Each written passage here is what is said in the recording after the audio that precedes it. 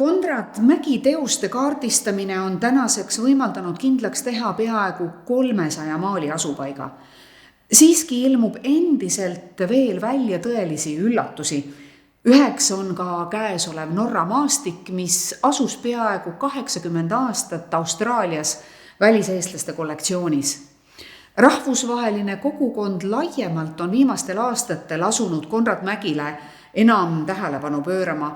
Tema tööde näituseid on toimunud Roomas, Torinos, Espos, Kopenhaagenis ja viimati Lillehammeris. Tõestades veelgi Konrad Mägi talendi olulist osa 20. sajandi Euroopa kunstis.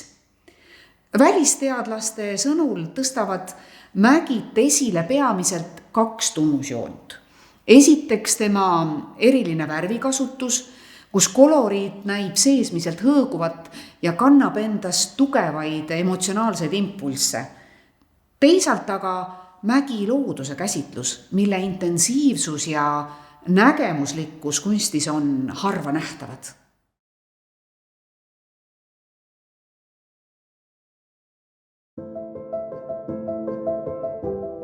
Pariisi kunstimetropoli emotsioonidest ja kogemusest täidetuna jõudis Konrad Mägi 1908. aasta suvel Norrasse, loodusesse, kus kuulata oma enese häält ja asuda maalima, mis Pariisi müras muutus pea võimatuks, kuigi kunstnik sellesse linna tagasi ihkas.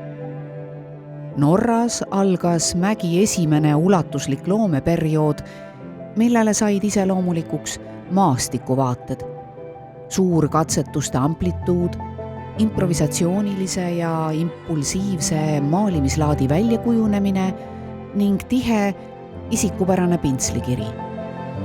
Käesolev maal võib pärineda Mägi esimeste Norras valminud tööde seast, mil värve nappis ja formaadid olid väikesed.